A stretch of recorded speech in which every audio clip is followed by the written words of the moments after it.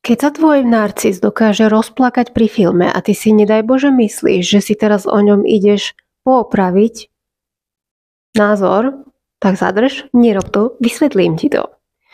Narcis neplače pri filme z dôvodu empatie, ale z dôvodu, že ľutuje sám seba. Slzy narcisa teda nie sú nejakým prejavom alebo nejakým súcitom s osobami na plátne, ale on sa vtedy dostane veľmi hlboko do svojho detstva, do svojich vlastných traum a znova si ich prežíva bez nejakého pocitu, že by mal niekomu niečo vysvetľovať, že by niekomu niečo a tak ďalej a tak ďalej. On si vlastne cez ten príbeh prežíva len sám seba. Keď ja chcem pre niekoho na plátne alebo jednoducho, keď sa chcem pre niekoho rozcitlivieť na základe empatie, tak v prvom rade nielen, že tú empatiu musím mať, ale keby som išla ešte hlbšie, tak by som povedala, že ja musím mať nejaké svoje aspoň z časti zdravé jadro alebo svoje ja, ktoré plače. Lenže narcis má aj toto natoľko nestabilné, že on keby sa stratil v tom filme, tak ako my sa častokrát stratíme v tom príbehu, stratíme v dobrom zmysle, že vlastne zabudneme na seba a toto sa aj volá disociácia, kedy ty na chvíľku zabudneš na seba a staneš sa tou osobou. Staneš sa Vinetuom, staneš sa Forrestom Gumpom, kýmkoľvek, na koho sa pozeráš. Narcis sa síce stane tou osobou, ale on ju ako keby ovládne a prežíva si cez ňu svoje útrapy, svoju sebalútosť. Pozrite sa, čo mi urobili. Všetko, čo tá osoba prežíva, alebo všetko, čo tá hlavná postava prežíva, tak on si prežíva vlastne to najhoršie, tie najhoršie emócie a zjednocuje si ich so svojím životom len tak, aby sa vlastne ľutoval. A preto dokáže plakať. Čiže keď narcis plače pri filme, ľudia si často myslia, že on predsa má nejaký ten súcit. Pravda je, že tieto slzy nie sú o iných ľuďoch, ale o ňom samotnom.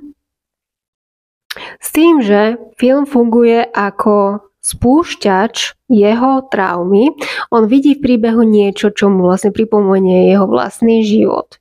Stratu, odmietnutie, dokonca hanbu. Tieto pocity sú zakorenené v jeho detstve s tým, že pocit opustenosti alebo nedostatku lásky sa vlastne takýmto spôsobom dostáva na povrch a tento proces sa volá aj regresia alebo emocionálne sa vráti späť do obdobia, keď bol dieťa a keď bol extrémne zranený, traumatizovaný. Navonok to vyzerá, že on teda precítil tú scénu, pretože oni tie slzy nie sú falošné, oni sú práve. Častokrát si ľudia myslia, že jeho slzy sú falošné. Nie. Tá emócia sama o sebe, emócia je pravá, ale je to emócia pre neho.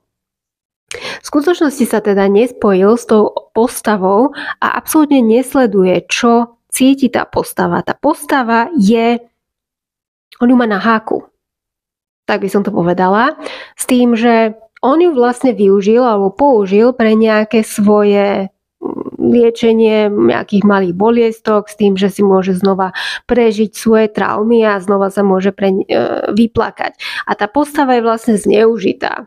Áno, on dokáže zneužiť aj filmovú postavu. Takže nesleduje, čo cíti tá postava, sleduje, čo cíti on sám, keď vidí niečo, čo mu pripomína jeho vlastný príbeh. Sebalútosť je pre narcisa komfortná zóna. Je obeťou, ale bez povinnosti sa o niekoho iného starať.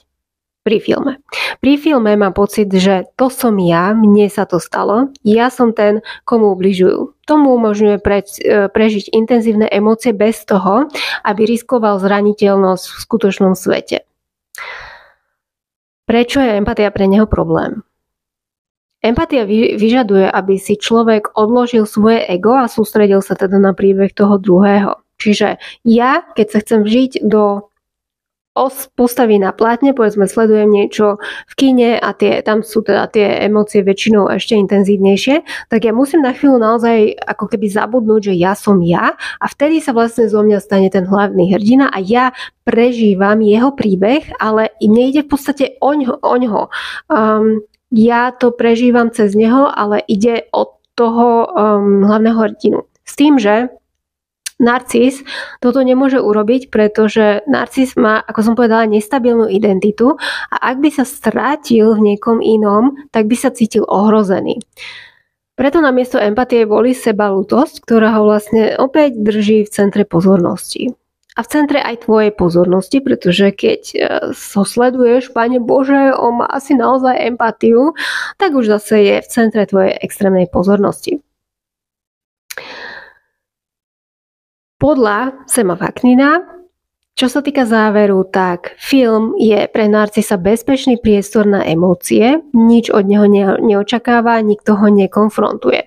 Slzy sú vlastne ventilom jeho nahromadenej bolesti a frustrácie, ale sú to slzy vlastného príbehu, nie sú citu s iným človekom. Ak chceš vidieť, či je schopný empatie, nepozeraj na to, ako reaguje na filmy, ale na to, ako reaguje, keď niekto blízky trpí.